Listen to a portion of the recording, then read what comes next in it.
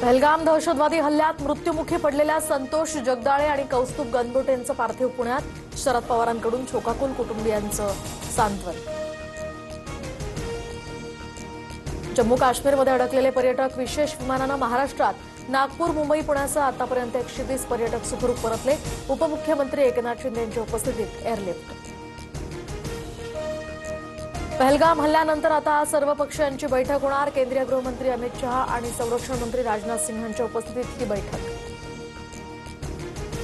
पहलगाम हल्ल्याच्या निषेधार्थ आज डोंबिवली बंदची हाक, तर नागरिक आणि सर्व पक्षांकडून उत्स्फूर्त बंद पाळला जाणार.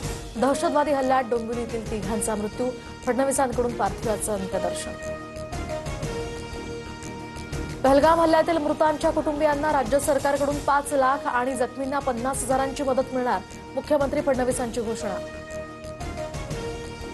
भारतानं पाकिस्तानसोबतचा सिंधू पाणी करार थांबवला. भारताकडून अटारी बॉर्डर सुद्धा बंद, तर पाकिस्तानात गेलेल्या भारतीयांना 1 मेपर्यंत परत येण्याचं सरकारचं आवाहन. पाकिस्तानी नागरिकांना भारतात प्रवेश बंदी. पाकिस्तानी नागरिकांना सार्क व्हिसा मिळणार नाही. पहलगाममधील हल्ल्यानंतर भारताचा मोठा निर्णय.